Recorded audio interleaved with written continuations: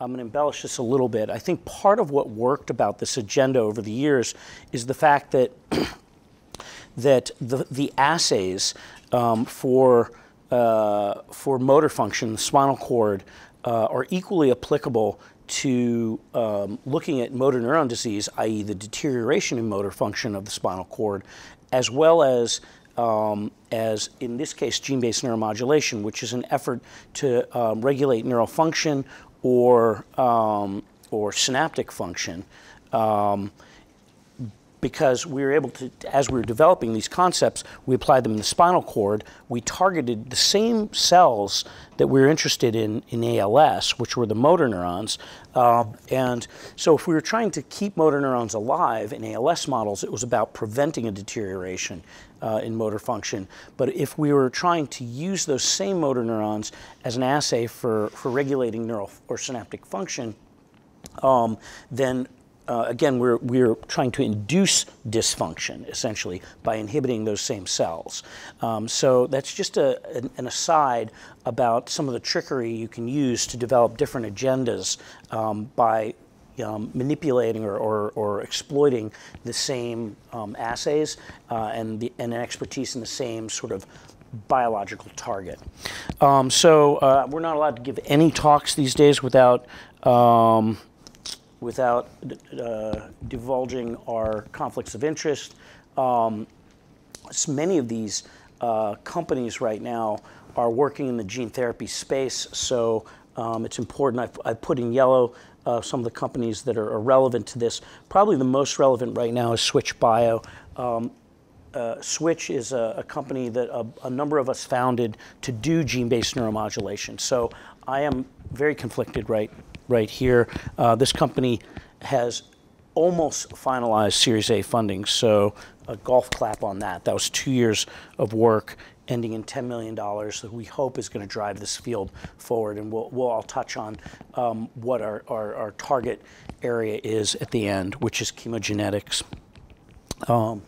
So let's do some of the basics first. I'm assuming this audience is fairly sophisticated, so I'm going to blow through this. Anybody wants to slow me down, just stick a hand up. So what is viral gene transfer?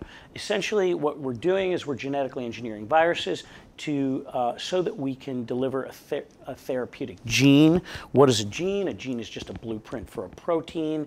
Why do we want to give a gene as opposed to a protein?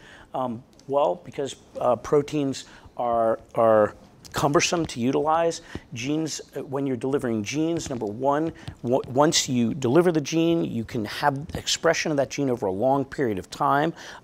You can regulate the expression of that gene, which can potentially give you control of when that protein is occurring. So you can control the temporal exposure to that protein. Number two, you can control the distribution. You could do so by engineering the virus, the tropism of the virus. You can also do so by engineering the control elements, i.e. the promoters, that will give you more specificity in terms of the cell types in question.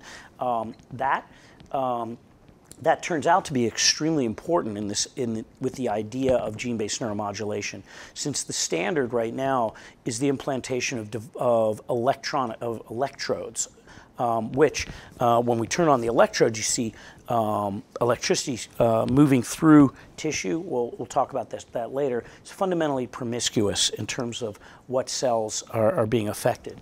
So we'll come back to that. So what are the proteins that we have an interest in with regard to the nervous system? Well, initially, when gene therapy was being developed 2 decades ago, the interest was to repair monogenic illnesses, that is, genetic problems where there was a missing protein or a broken gene. So muscular dystrophy was an important target. Spinal muscular atrophy, for example, where we know what the gene is and we want to replace it. following on the heels of this, people realized, well, it's not just about replacing broken genes. We can actually deliver other proteins that may be biologically active and can be leveraged to affect a particular disease. People went after cancer. The idea of delivering the gene for thymidine kinase was essentially giving a cell a selective vulnerability so that you could then give a drug like ganciclovir and it would selectively kill the cells where that particular gene was being expressed. The idea of delivering proteins that would have the potential to protect neurons emerged shortly thereafter. There's a huge field looking at the use of protein growth factors to keep neurons alive, and then other various proteins that may have a role in protecting cells of the nervous system in various neurodegenerative diseases. And then finally, there's this other area of neuromodulation.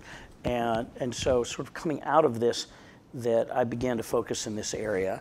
Why did I focus in this area? Because my day job was the implantation of these electrodes. So again, as young scientists, what I can tell you, to the extent that you're not clinicians, and I'm assuming that not everybody, or very few people here are clinicians since I'm over on the tech side, there's a huge dividend paid by kind of developing relationships with clinicians so that you can get an intimate knowledge of what the limitations of the existing technology are. I mean, once you understand that, and once you have to live with those limitations, the next step is to immediately start trying to come up with better solutions. And in the world of neuromodulation, as I said, the standard of care is the implantation of electrodes, which are very cumbersome and have a variety of limitations. We'll come back to that. So when you're making viral vectors, what is it that you're essentially doing? You're taking the genome of the virus, you're deleting a gene that would be important for replication. That creates an attenuated genome. So now this virus can't cause an infection. The modern generation of vectors are so-called gutted vectors, and in that case, you really eliminate all of viral coding sequence, essentially. Just leaving in the viral sequence that allows for packaging, okay? That's important because in this early stage of viral vector development, it was about preventing viruses from replicating to prevent infection. But what was realized was even these other remaining genes, which are not allowing for replication, can be presented by MHC in cells and become an antigen that the immune system can attack. So if you want a vector that's going to stay under the radar with respect to the immune system, you want to get rid of as many genes as possible. Hence the evolution of so-called gutted vectors. In the process of deleting genes to attenuate the vector, you create room in the genome to put in what's called an expression cassette. Expression cassette is a self-contained unit that's going to drive gene expression containing a promoter, the transgene, and then usually a polyadenylation sequence. Again, promoter is controlling expression, transgene is the guts of it. You put it back into the vector, and then you package it. And then you have your vector, which is essentially, to think about it, a rocket warhead analogy with regard to a missile. The vector is essentially the rocket that gets the payload where it needs to go, and the warhead is the expression cassette, which is going to do the business once it gets there. So what are the major vectors? You know, back in the 90s and early aughts, there was a lot of gyration in terms of exploring different potential viruses to vectorize those for delivery. And what we came out with was this basic toolkit. There are others out there, and there's probably others that could be discovered still. But most of the work that's going on is going on here. When we talk about the nervous system, herpes has a particular advantage. One, has a very large cloning capacity. So if you want to make large constructs for delivery, that has advantages. Number two, herpes is a fundamentally neurotropic vector. Forgive me for sounding a little bit religious, but God designed herpes to undergo retrograde axonal transport into the nervous system. Basically, it in its natural state, the cycle of herpes is that you get a skin infection, it gets taken up by sensory neurons, and it's retrogradely transported to DRGs, where it may go into latency. And so both of those capacities, the fact that it has this capacity to elude the immune system by going into a latent state, and the fact that it has a natural tendency to undergo retrograde axonal transport, gives you a method that can be leveraged for delivery to the nervous system. We'll come back to that, particularly if we're talking about neuromodulation or regulating neural function to treat pain. Pain's a big problem in our society, if you think about it.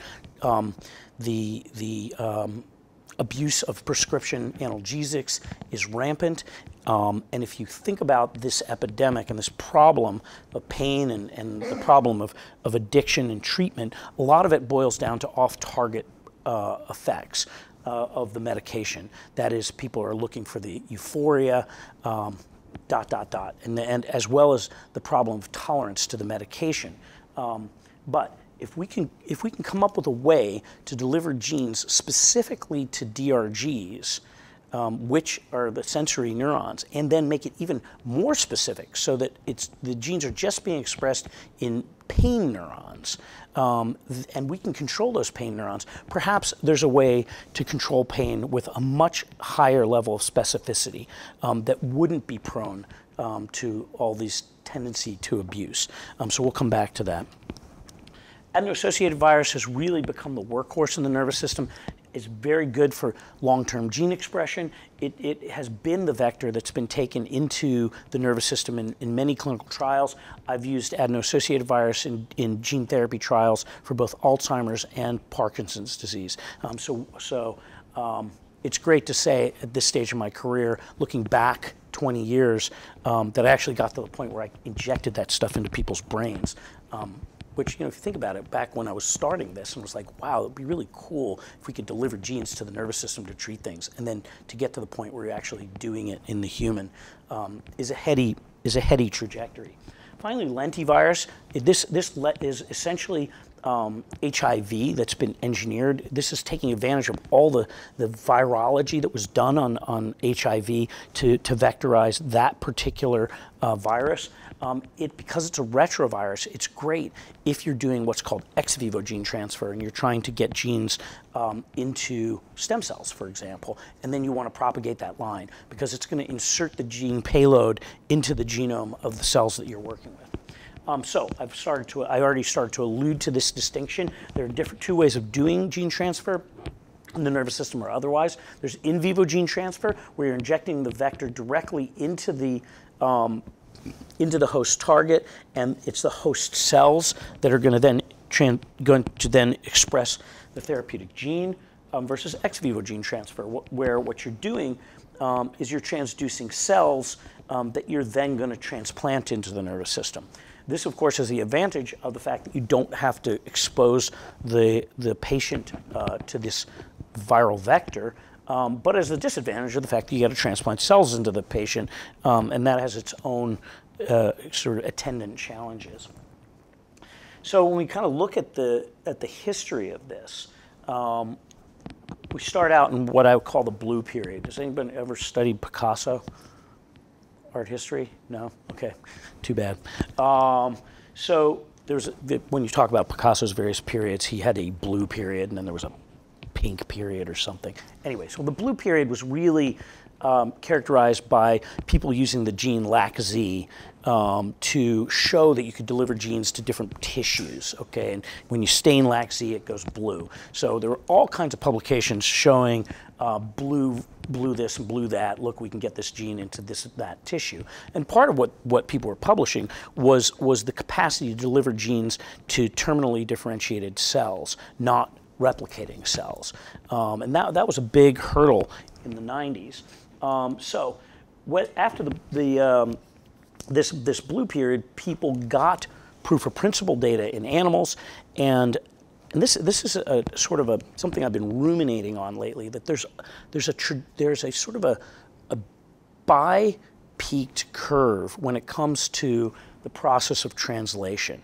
And if there's one thing I want you to take out of this talk that is that is generalizable outside of this particular area, it's this fundamental dynamic, which is that when you demonstrate a new technology on the delivery side, initially, people start to get excited. Then you use it in proof of principle experiments in our various models, and you show that you can actually apply it in the models. At that point, suddenly you get this peak in enthusiasm. The reason for that is because it hasn't been reduced to practice. So it's almost, I mean, people see the potential of it, and they don't see all the pitfalls, and they get very excited about it. And what tends to happen at that point is a lot of money flows into the field because it's easy to sell it. Because I mean, everyone's like, "Wow, look at all the things we can do with this." This is the story of gene therapy. But by the way, it's also the story of stem cells that happened a decade later, right? Which is, oh my God, look, we can start to make all these human tissues. We're going to be able to repair everything. And suddenly, you know, the public falls in love with it. Money starts flowing into the industry. But the thing is, once the money starts flowing in, particularly that money with profit motive, there's a short timeline for translation, right? Investors put their money in and they want to see a return on that within about 5 to 8 years. So you begin to push really hard to get into clinical trials, right? Problem is, in many cases, this push into clinical trials is a little bit premature because you don't have all the details worked out. In the case of gene therapy, that led to a huge boom in gene therapy trials, almost none of which actually none were effective, essentially. So people perceive that as a huge waste of money, and then you run into complications. This is Jesse Gelsinger. He's a boy who was in a gene therapy trial in the late 90s, who essentially died in that trial. There were issues of conflict of interest surrounding his treatment. If anybody's interested in the history and legal issues in clinical translation, it's interesting to study this. But essentially, suddenly the bubble bursts. You have all these failures, the financial climate gets worse, and you have this complication, and suddenly everybody just decides gene therapy's dead, right? And luckily, right about here, everyone got excited about stem cells. So I was able to keep my career going because a lot of this stuff translated, right? But so all these companies that were founded in the early aughts, Neurologics, Serogene, Avogen, Biomedica, only Biomedica is still alive, and barely, right? Because the problem was they were started before, you know, a little bit prematurely in terms of the evolution of the technology. Then capital markets recover, and during this kind of dark age, essentially, people continue to work out the details of the science. Because of all these failures, they learn from the failures and they get better. Essentially, the technology gets better, and you learn. So the foundational technology gets better, but so does your capacity to apply it, because you've had a chance to see what happens when you go into the clinic, and you come back, and now here in the teens, we've seen the emergence of a whole bunch of new neurogene therapy companies that are leveraging all that new knowledge, and we're beginning to see successes, and hopefully we'll be successful with this venture. And I'll have a boat and we can all party on it.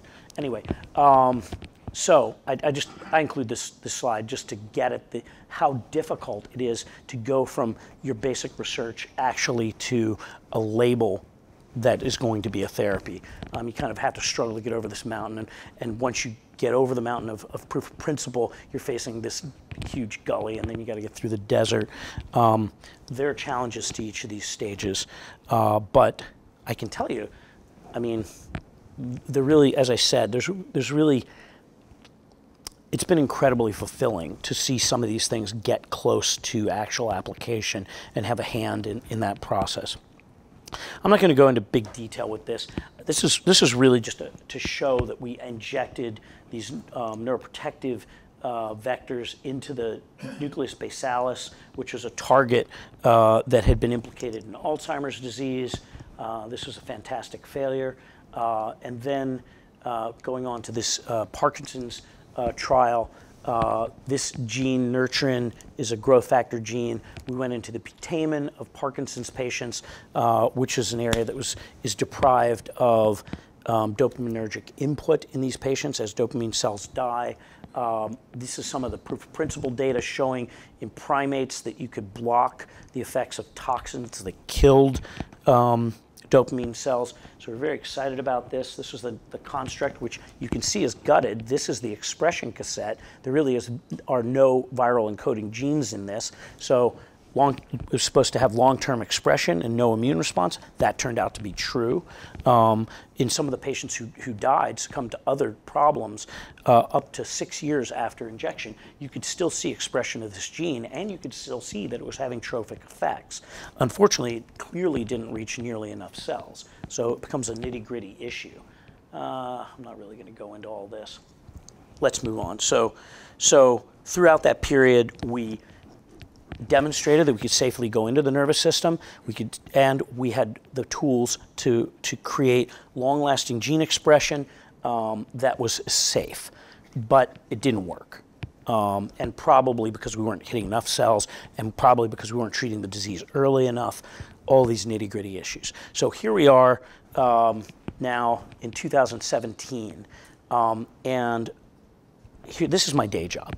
This is a picture of a patient that's undergone deep brain stimulation, okay?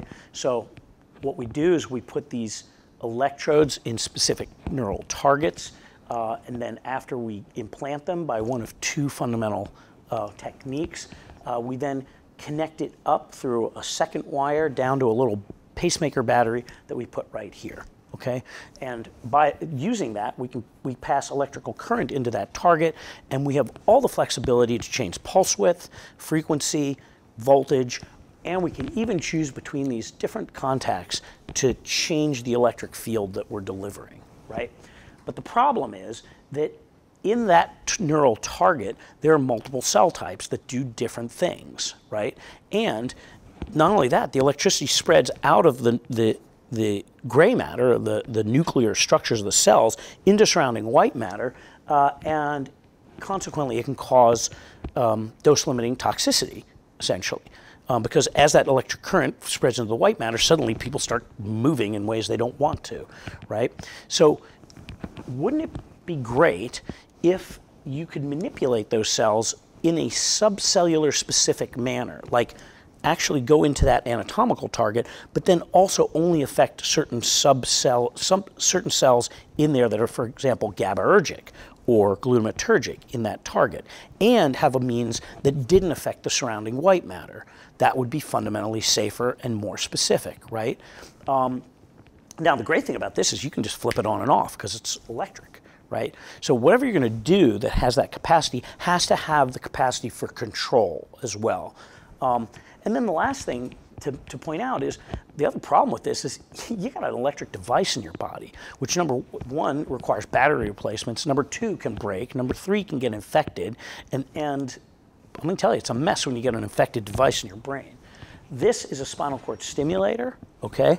What's happening here is we've implanted an array of electrodes in the epidural space, outside the dura, inside the spinal canal, and that's delivering electricity to the spinal cord. This is done predominantly to treat pain, okay? Again, device implanted, connected to battery system. So is there a better way to do this? This is what it looks like when these things pus out. This is what it looks like when it breaks. And all of that requires more operations. And by the way, this is all very, very expensive, okay? It's expensive to put the system in to begin with, but once it gets infected and you have to take it out and then you have to put it back in again, you're talking about $20,000 per system. By the time you've done it 3 times on somebody, you're into the hundreds of thousands of dollars just for hardware, let alone the fact that you have to hospitalize the patient. And what if that pus gets into the head? So not perfect. So when we look at this, when we talk about neuromodulation, well, number one, you have drug therapies, right? So all of this was a tremendous advance in a way, or an alternative to our the basic way we intervene in the nervous system, which is with drugs. with drug therapies, what you're doing is you're hitting a whole bunch of, you're hitting receptors in all over the brain. But the problem is, even if you engineer your drug so that it is infinitely specific and it will only bind to one receptor, that same receptor may exist in different parts of the nervous system, and consequently that drug is going to have off-target effects, right? Surgical therapies were originally ablative. So what we did was we understood a neural circuit, and then we went in and we destroyed that anatomical target. Well, that had no control, and you were stuck with what you got, and it was permanent, and God forbid if you destroyed something surrounding it. But even so, when you were destroying that one target, there are different systems in that one target that are they're sort of neuropharmacologically different, okay? So there's a limitation to how specific you can get with that. And then there's electrical stimulation, which had the same problem. But I already told you there's problems with specificity. So drugs hit different targets in different places. Electricity is going to hit different systems in the same location because it has no pharmacological specificity. You ablate it, you got the same problem.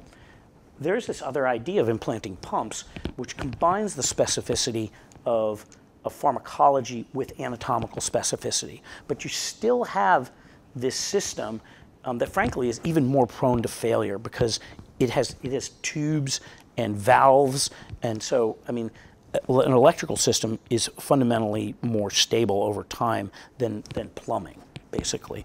Not to mention the fact that infusing fluid into tissue has its own challenges.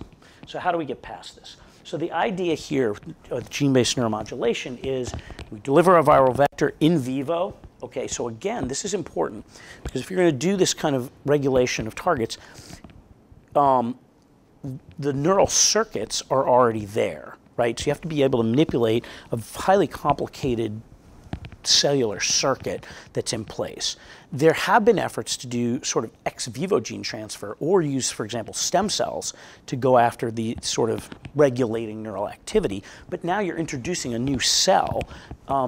And usually what that amounts to is a cell that's creating some kind of secreted factor that is going to regulate that circuit that's in place, right? So it would be very hard to deliver a cell that's then going to integrate into that circuit in a meaningful way and alter function, right? So in this case, you're using in vivo gene transfer, and you're leveraging the fact that you can deliver genes to neurons, okay, to manipulate the function of the circuit. So what are the options? Well, when you think about neural function, okay, neural function is entirely based on proteins that are number one, making small molecule neurotransmitters, okay, so the enzymes that take precursor molecules to final neurotransmitters can be used to drive increases in intracellular neurotransmitter concentrations and drive those neurons further, or you can deliver the peptide precursors to or rather the polypeptide protein precursors to peptide neurotransmitters to increase the amount of neurotransmitters that exist presynaptically. Alternatively, you can deliver the genes for ion channels that can change the electrical properties of that neuron.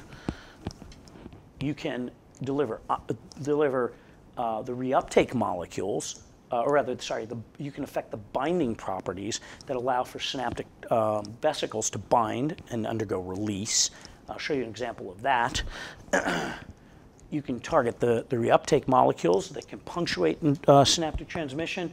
You can deliver the receptor molecules. This is what switch has been about. And then finally, you can potentially go in after the second messengers. So all of this machinery that allows for both conduction, sort of electrical activation in neurons, as well as synaptic transmission, is all based on proteins. So it's all vulnerable to manipulation through gene delivery.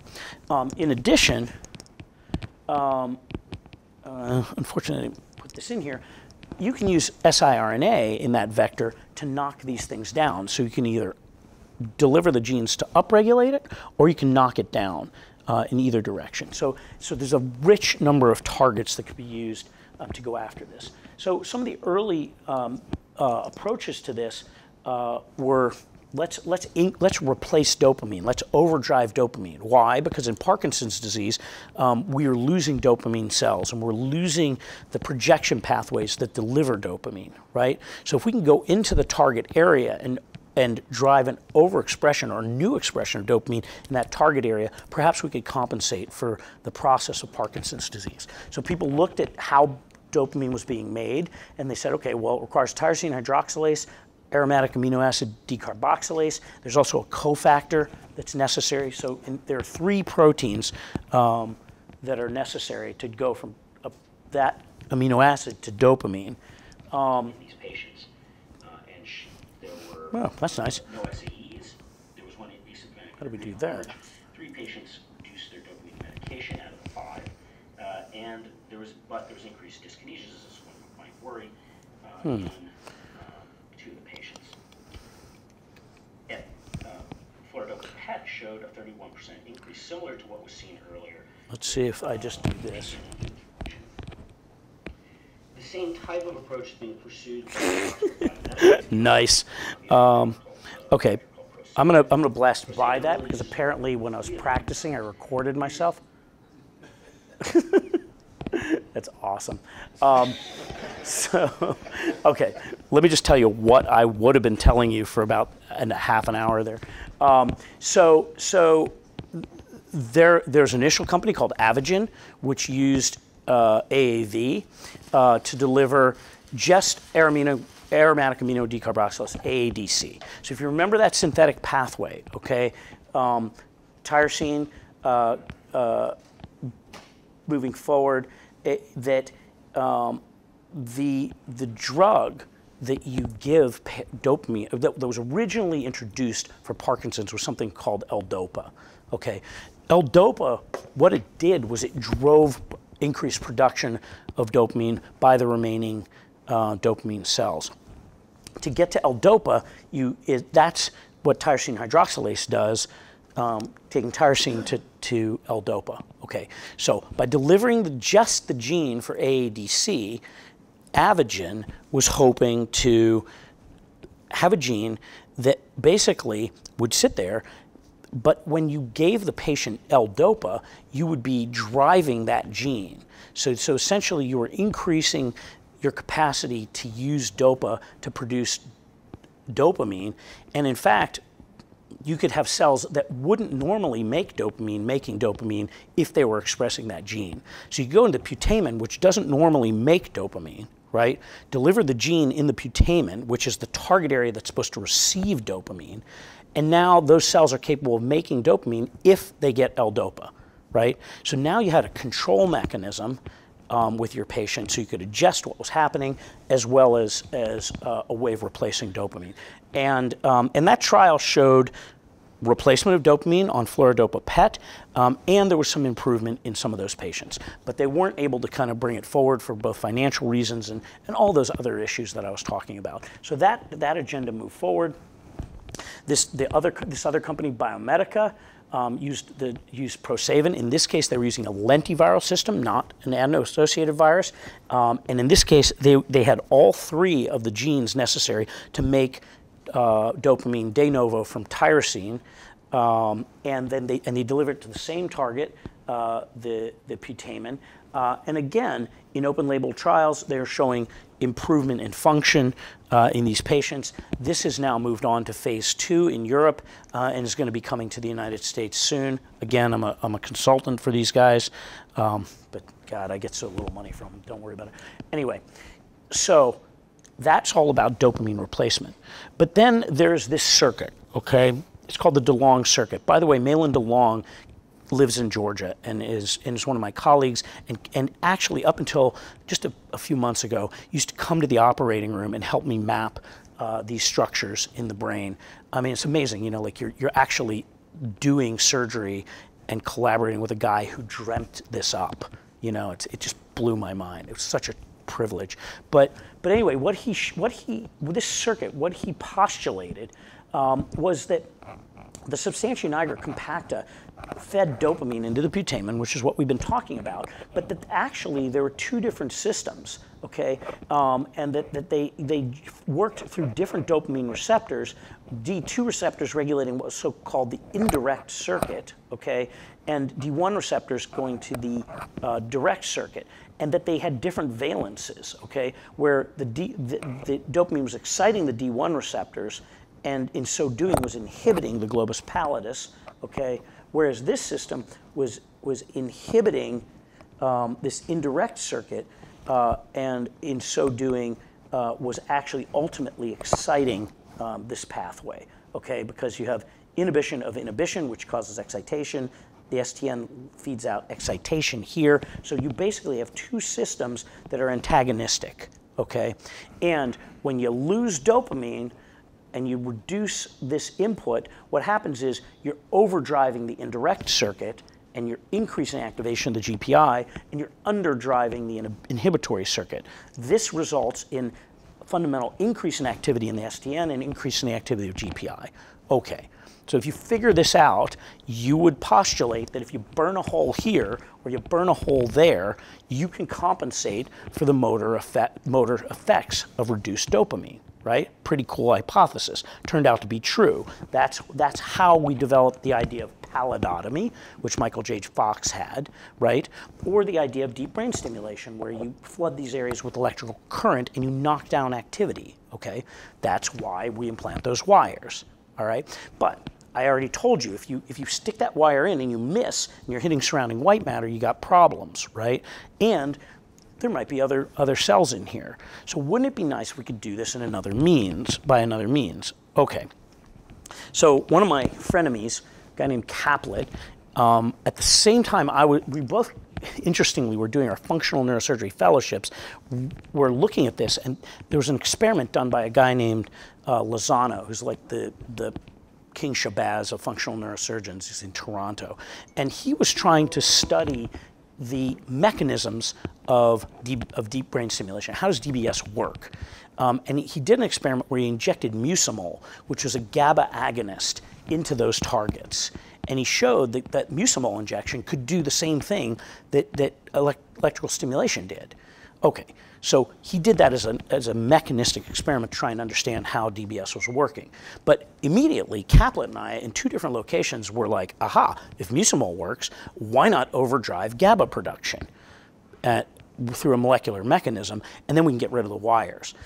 So we both started doing these experiments where we got our hands on glutamate decarboxylase gene, the gene for glutamate decarboxylase, ironically from the same laboratory. So we're both collaborating with the same laboratory, doing different experiments for the same reason, which led to us almost getting in a fist fight. But it's all very incestuous. Anyway, the bottom line is that he took this forward into a company called Neurologics. Okay, and what Neurologics did was they used this AAV construct to deliver GAD into the STN, and the idea was they were going to take the glutamatergic output. Remember, it's excitation going from STN to GPI, right? How does that work? With glutamate, which is an excitatory amino acid. Okay, deliver GAD to this cell, and they postulated that now glutamate would be turned into GABA, and these same cells would go from being excitatory to inhibitory. And so if you go back to that other diagram, oops, sorry, that what you would be doing is turning that excitation into inhibition, okay? So they thought, well, this is really gonna work. It turns out that this trial actually did work, okay? It did show a benefit in a double-blinded manner. Okay, I don't buy that it changed excitation to inhibition because, you know, even though you changed to GABA output, you know, why would this cell suddenly start expressing GABA receptors instead of glutamate receptors? That never made any sense to me.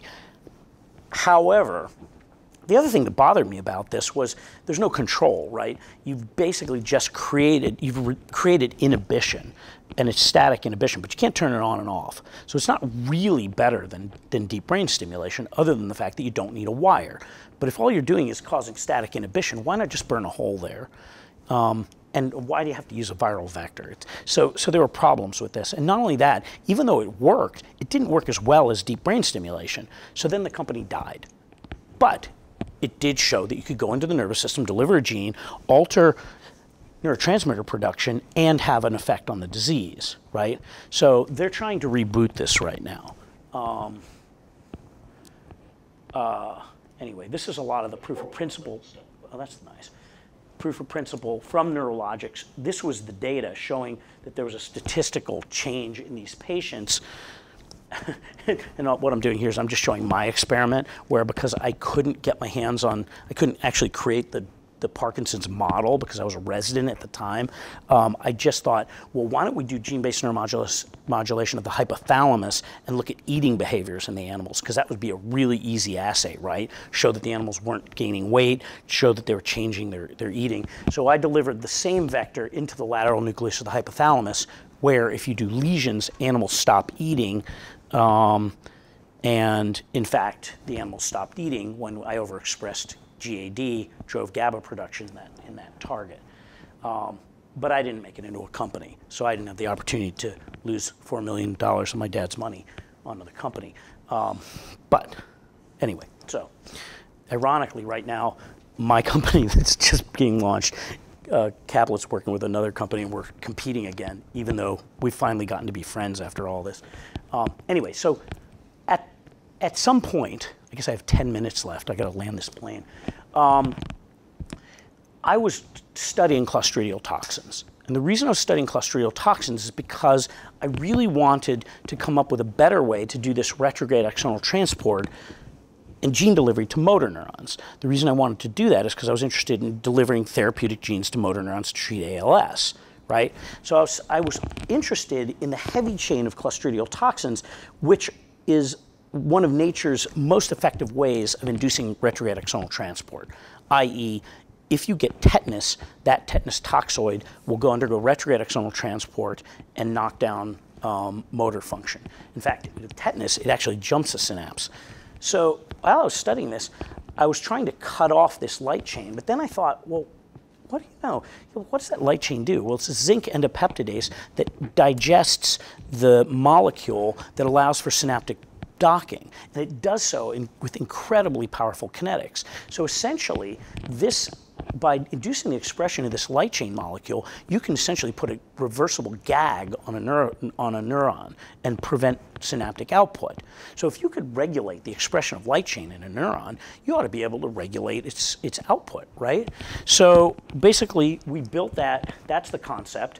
Deliver this gene, have it digest the vesicle docking proteins, and block synaptic output.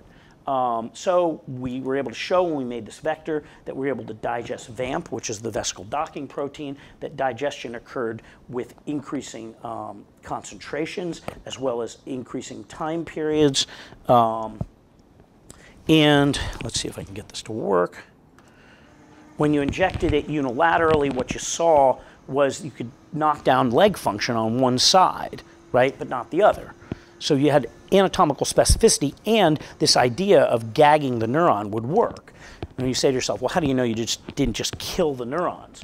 Or how do you know that you were really gagging synaptic output? Well, this was an example of doing electrical stimulation of the sciatic nerve and recording from the muscle. So the gene delivery was happening in the spinal cord, stimulation was happening at the axon, and we're recording from the muscle, right? And what you're seeing here is in the presence of a control vector, stimulation at the sciatic induces a combined motor action potential, but in the presence of light chain expression in the neurons in the spinal cord stimulated the sciatic, there's no combined motor action potential. So you're knocking down the synaptic event downstream by inducing expression. So that supported the mechanism, right? And then we were able to show that this was reversible. As gene expression wore off, motor function recovered, and this is an example of that. So here's the animal right after surgery with the spinal cord walking around. The gene turns on, the animal's legs turn off, the gene turns off, the animal walks again. And you can see that his wound's healing there after 14 days. So now we had a reversible way of gagging neurons to potentially do control through a molecular mechanism. We use this to do to control epilepsy. Here you see gene expression on one gyrus, but not the surrounding gyrus. We were able to induce epilepsy locally, and what you can see, this is vehicle, this is a control vector. Before and after expression, you're still seeing epilepsy occurring there in EEG. After vector expression of add light chain, we're able to turn off the seizures. And this is just pictures of the animal continuing to seize versus happily running around with a big, huge plug in his head, not seizing, which is kind of problematic, but you know, you get the point. So I'm not going to talk about anxiety. What I really wanted to introduce is where are we now, okay? And the problem with what I've shown you is the control piece depended on inducing expression of the protein. And so you could turn on the protein, the gene, turn off the gene. You could turn on and off neural activity, and that's great. Except that the science of promoter level control is not great, and and when it gets better, this is going to be a great solution. But a different solution emerged, which is don't control the neuron through control of the expression of the gene. Control the neuron by delivering proteins which themselves can be controlled. Do you get the distinction? So forget about the promoter. What you're going to do with the promoter is get specificity. So you can create promoters that are specific just to GABAergic neurons. You can create promoters that are specific to excitatory neurons, or you can get promoters that are specific, for example, to pain neurons, right? So if you take the promoter for TRPV1, which is a protein that's only expressed in pain neurons, and you put that promoter on your construct, then in theory, that gene should only be expressed in pain neurons. So if we inject a herpes vector, it undergoes retrograde axonal transport back to the DRG, it's going to affect all of the cells in the DRG, right? But if that genetic construct is under a promoter that's specific for a pain neuron, right, now the gene is only going to be, even though the virus gets to all of the cells in the DRG, it's only going to be expressed by pain neurons, okay? So then the question is, how do you control that gene? Well, a guy named Diceroth began studying these channel rhodopsins that are expressed in these flagellates. And channel rhodopsins, like the rhodopsins in our eyes, are sensitive to light. And they're sensitive to different wavelengths of light. So everybody here by now has heard of optogenetics, right? Everybody's heard of optogenetics. So, I mean, this has emerged as an enormously powerful technique to dissect neural circuitry and understand how neural mechanisms work. But the point here is that it is also, obviously, a potentially extremely powerful method of controlling neural function for therapeutic and translational purposes, right? So, in this case, let's go on to the next one. So there are channel rhodopsins.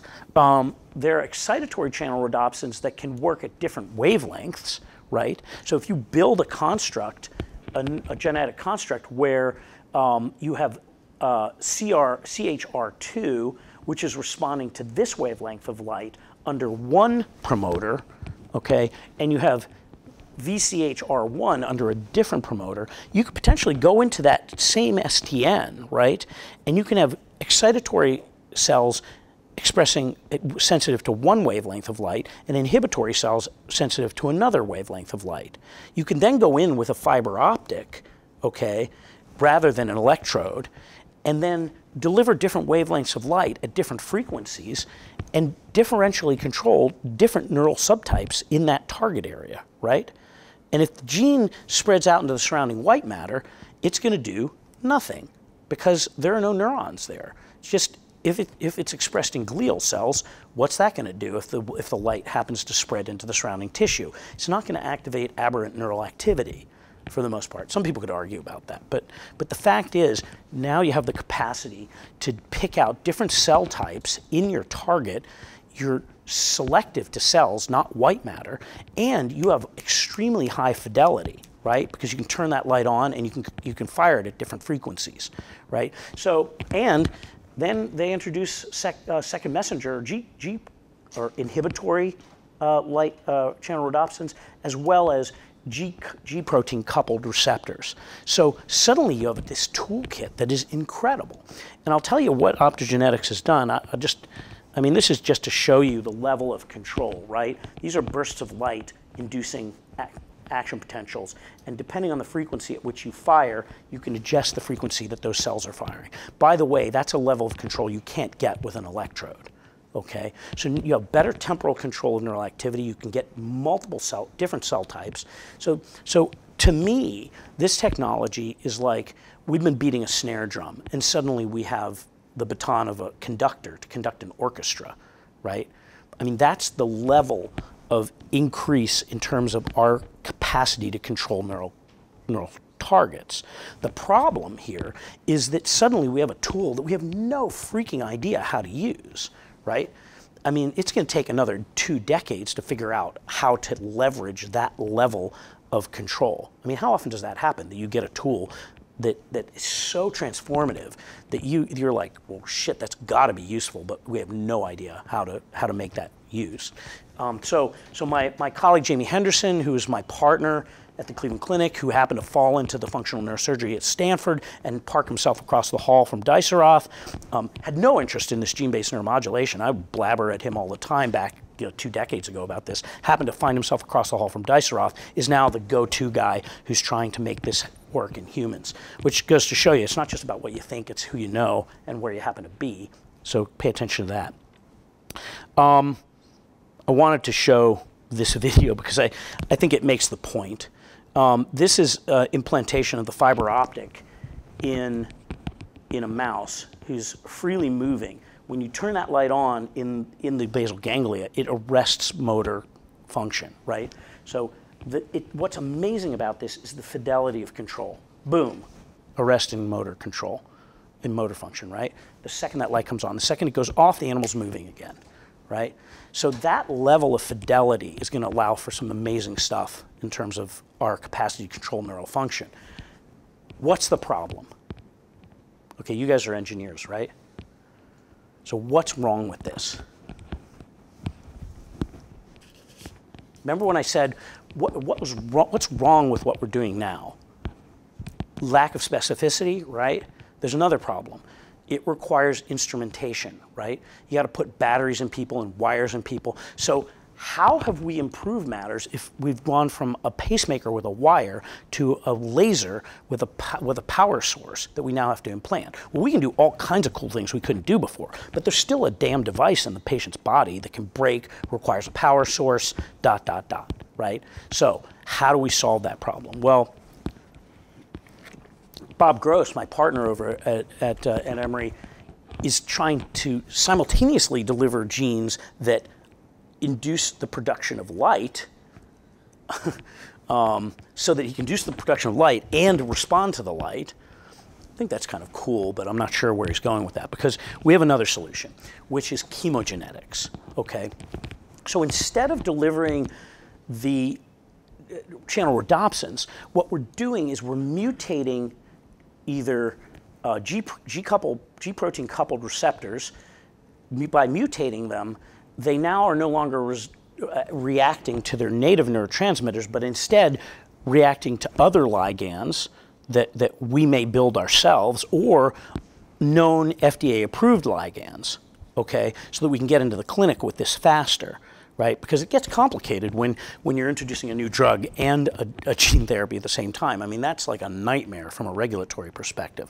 And we'll go back to that picture I showed you of getting over the mountain, falling into the crater, and then getting out into the desert. I mean, this is the kind of thing that will torture you if you're trying to actually make a therapy. But if you happen to mutate your receptor so that it's responding to a different, already approved FDA drug, then it's just a novel gene therapy, and you're giving them something the FDA has already approved off-label. So you can go after activators that are either G protein coupled or ligand-gated channels, okay, which are, you know, that's the difference between two kinds of neurotransmitter receptors. They can be activators or inhibitors. Okay, so right now, Switch is trying to commercialize this. Again, conflict of interest. I'm in this mix. Why? Because I think this is super cool, and it's another way to get money. When you hear, like, writing grants can just drive you crazy, but, you know, getting venture funds has its own problems, but now we have $10 million to push this forward. Okay, so we're focusing here. What have we done? We've mutated, okay, this is the glycine receptor. Normally, the glycine receptor responds to glycine at about 10 micromolars. 10 micromolar. If you deliver ivermectin, it will respond at about 0.1 micromolar. So there is some, no, sorry, this is a wrong scale. This is actually molar, okay? So it requires a lot of drug essentially to activate this receptor with ivermectin, but it had some sensitivity in its native form, okay? When we mutate the receptor, okay, creating this mutant, the receptor will no longer respond to its native glycine, okay? But it responds to ivermectin at a much lower concentration, essentially 10-fold lower concentration, actually more, this shift is probably about 50-fold difference, okay? So now this thing is responding to ivermectin at a much lower concentration than the native receptors, okay?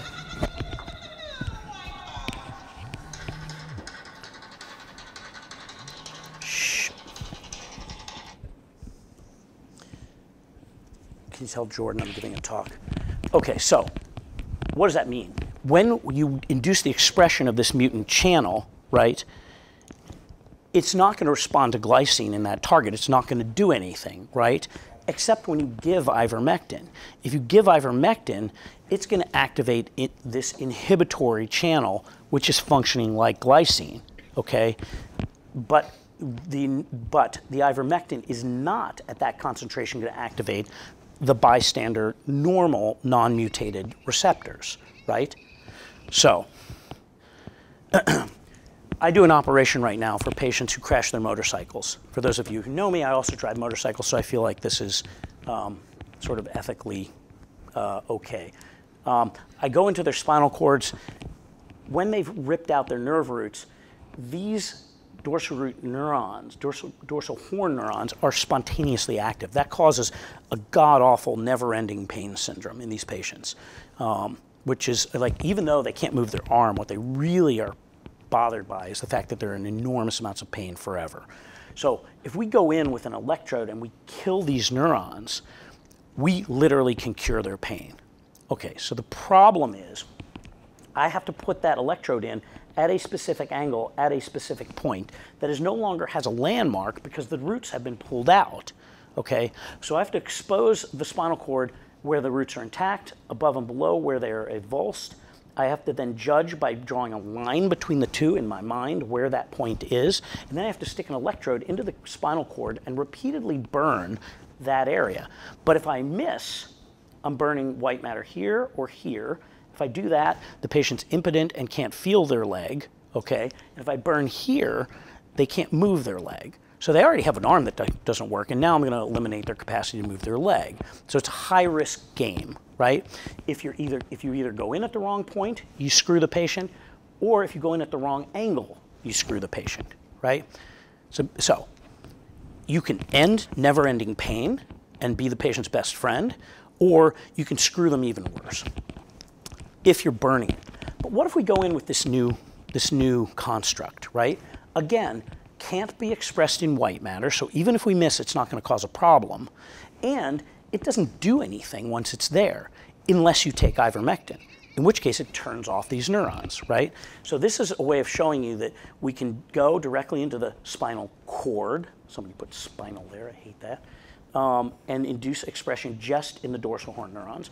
Or we can get expression in the DRG, right, by injecting directly into the DRG, or using some work that's come out of our laboratory with intrathecal, i.e. CSF injection of AAV, advanced serotypes of AAV, we can get from cerebrospinal fluid into DRGs. Problem is, you also get some in the spinal cord and other places. But in this case, if it's under the control of a pain-specific promoter, imagine the patient has diabetic neuropathy, right? Has diabetes, has enormous burning pain in both legs.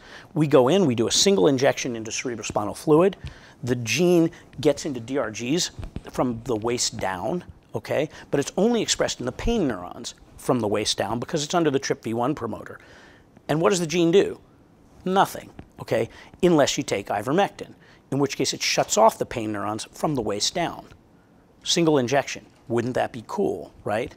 Suddenly the patient has no pain from the waist down whenever they take the pill. It doesn't affect the mind, they're not susceptible to addiction because all it's doing is shutting off the pain neurons in the DRG. Now, wouldn't that be cool, right?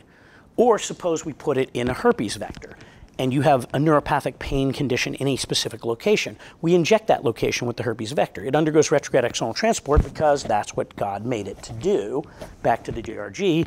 Only the pain neurons express the transgene. When you take our pill, it shuts them off. Really cool, right? Anyway, so that's where we're at right now. This is an example of our sort of current data, which is we do a spared nerve injury model where the animal has pain on one leg but not the other by a certain nerve injury. So the control side doesn't have increased sensitivity. As the pain model occurs, the animal has increased allodynia. So if you touch the animal, it has increased sensitivity with withdrawal because it's in pain. It already has expression of this mutant channel in its dorsal horn. When we give ivermectin, this allodynia goes away. And then as the ivermectin in the animal system is metabolized, the pain comes back. We give ivermectin again, and the pain shuts off again. So now we have a way which has this molecular cellular specificity, but we can also control it by giving the pill. What does this have that optogenetics doesn't have? No instrumentation, right? Can't get infected, can't break, doesn't need a power source, right? All you have to do is take the pill. By the way, we can inject this into the basal ganglia target of deep brain stimulation, same thing. No wire in your brain. Now, if you come to my clinic and you want to get control of this neural circuit, do you want to choose wire in the brain connected to pacemaker that needs to be changed every 3 years, plus sets off metal detectors, plus can break, get infected, and cause, cerebritis? Or do you want this? Literally, not one of my patients wants to opt for wire in the brain. Okay, not one. So, again, make friends with clinicians. Clinicians will tell you what's, pardon my French, screwed up about the way we do things, and then you guys as engineers figure out a way to solve the problem. And then we all live happily ever after, patients are happier, we solve societal problems, and we get rich, buy a boat, and party. That's my talk. Any questions?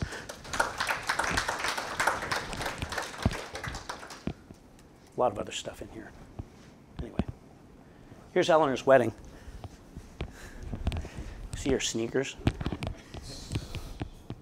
All right. Any questions? Go ahead. Nick, you talked at the beginning a little bit about Alzheimer's. Yeah. Some failures there. What's on the horizon there? So, well, I mean, I think there's a lot across the board. So number one is trying to knock down the sort of the proteins that we see building up in Alzheimer's patients. There's sort of immune related monoclonal antibody type approaches to knocking down amyloid production. At the same time, the field has begun to question whether the amyloid is actually causal or not, so that's problematic.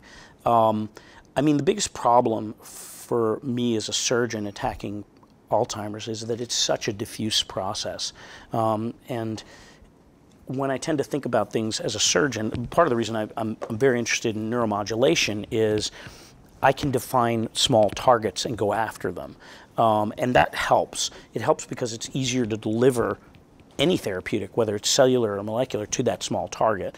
When you talk about a process like Alzheimer's that's so diffuse, you have a whole different sort of surgical problem, which is how are you going to treat this whole brain, or what are the target areas you're going after. The Alzheimer's gene therapy trial that I showed there was leveraging the notion that cholinergic neurons are important for learning and memory, and people have known that for a long time. The source of acetylcholine in the forebrain is this nucleus basalis of Minard. So it led, and by the way, that theory led to the development of cholinergic drugs, which remain one of the few useful things to kind of improve memory function in Alzheimer's patients. But it doesn't slow the neurodegenerative process that much. So I think the hope with that trial was that you would get an effect that was the pro-cholinergic effect of the drugs that was more powerful and more effective over a larger area, because you were leveraging this broad network of acetylcholine innervation. Again, the problem is you're delivering this trophic factor there. The idea was just protect those neurons from the degenerative process. I'm not sure what the next step is in Alzheimer's. I suspect it's not going to be as conducive to surgical approaches because of its diffuse nature. I'm interested in ALS.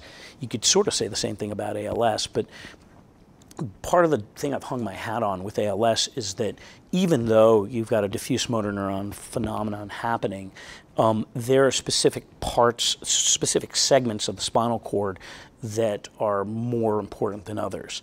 There are segments that you can define as supporting diaphragmatic function, i.e. persistent breathing for the patients. If you can prolong trach-free survival, i.e. the duration a patient has before they have to go on a ventilator, then you've made a difference. So that's why I've taken a disease that's diffuse, that's sort of a diffuse problem, and been able to say, well, surgically, if we focus here, we're going to make an impact. That doesn't mean that's going to be the long-term solution.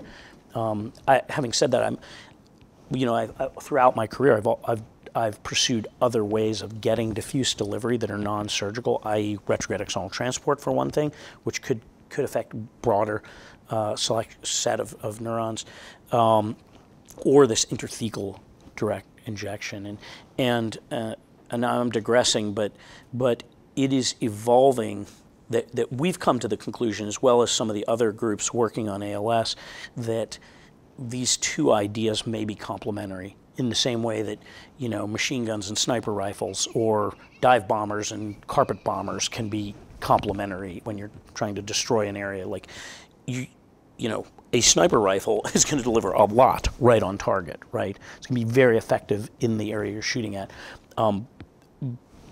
But, so we have this idea now of possibly intrathecal injection with one serotype of vector, getting diffuse delivery of a therapeutic transgene, and then using local delivery to boost it where we need it most.